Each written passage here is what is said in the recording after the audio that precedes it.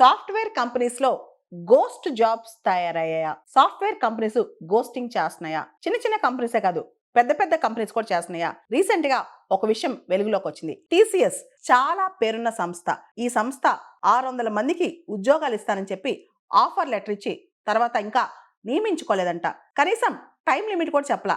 ఇంతకాలం లోపల మేము జాబ్‌లోకి తీసుకుంటాం. ఇలా ఏం చెప్పకుండా నిరవధికంగా వాళ్ళని కూర్చోబెట్టేసిందంట. దీనికి సంబంధించి ఆందోళన వ్యక్తం చేస్తూ ఇన్ఫర్మేషన్ టెక్నాలజీ ఎంప్లాయీస్ సెనేట్ ఈ సంస్థ వాళ్ళు కేంద్ర కార్మిక శాఖ మంత్రికి ఉత్తరం రాశారు. రిప్రజెంటేషన్ ఇచ్చారు. అంటే ఆఫర్ లెటర్లు ఇచ్చారు.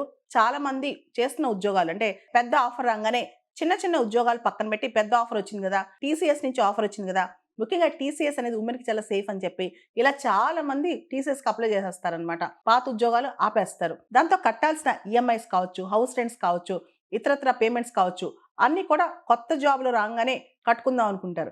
కానీ ఆఫర్ లెటర్ వచ్చిన తర్వాత జాబ్ రాకపోతే ఎలా ఉంటది?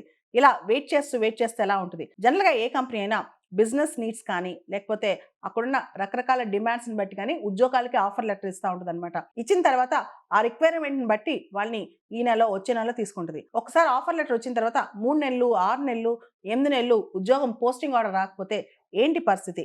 దీన్నే చాలా వరకు గోస్ట్ జాబ్స్, లేని జాబ్స్ ని ఉన్నట్టు చూపించి ఇంటర్వ్యూస్ కండక్ట్ చేస్తారు, ఆఫర్ లెటర్ ఇస్తారు, ఉద్యోగాలు మాత్రం ఇవ్వరనమాట.